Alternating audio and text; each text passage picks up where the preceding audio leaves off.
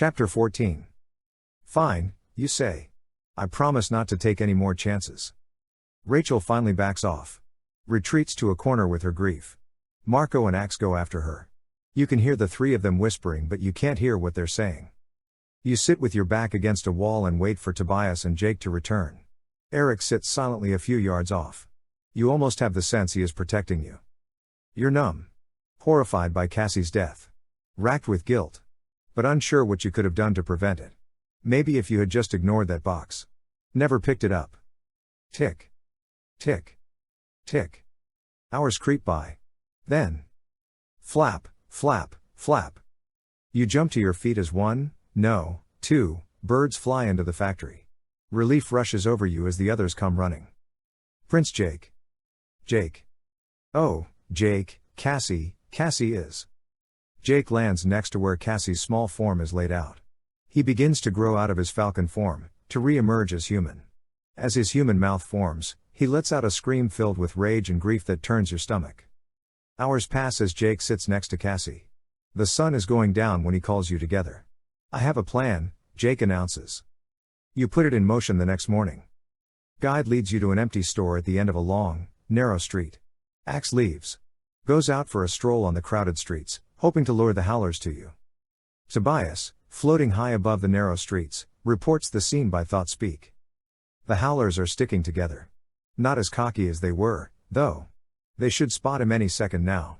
Any second now. Do it now, Rachel says to you. You nod slowly, wishing you had never agreed to stay out of the way. Now that the plan is underway, now that the others are facing danger, you feel like a coward. Do it, Rachel orders. All right. You start to morph. Down, down, down you shrink.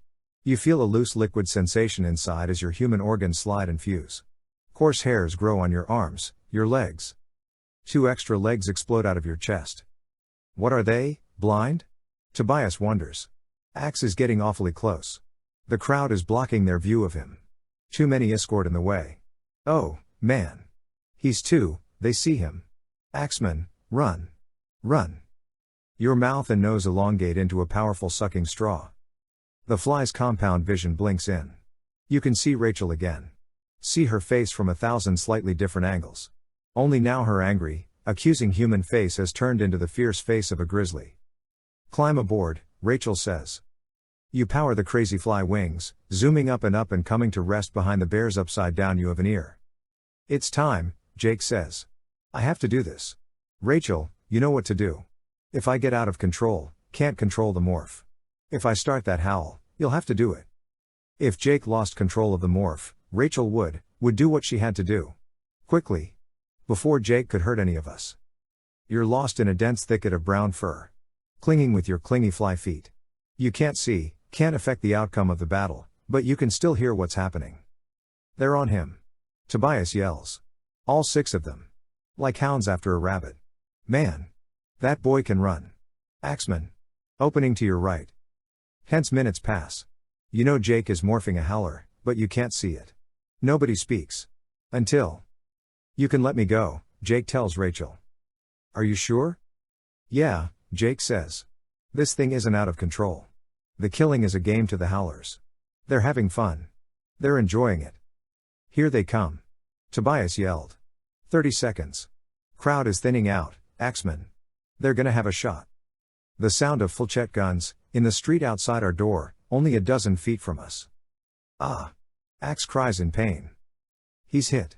Tobias yells. Wham! You hear Axe's hooves. Pounding that has to be a howler following him. A scuffle. Thumps, bangs, creaks. Moans. Groans. Flechette gunfire. The sound of fists impacting with flesh. You guess that Rachel is running, fighting, dodging. You can feel the air moving over your sensitive fly parts. But you can't make out what is happening. Then. No. Jake yells. Forget them. This way. Staying down, hiding in Rachel's fur, is unbearable. But it's too late now. You can't help. You're powerless in your fly morph. And you have your promise to keep. The flood of sounds and vibrations continues. Some sort of weapon burning for minutes. Slaps. Bodies falling. Guide whining with fear. Now. Jake yells in thought speak. Marco. The memory emitter. Now. He's getting up. What's happening? You wonder desperately. Where is Marco? Why isn't he responding?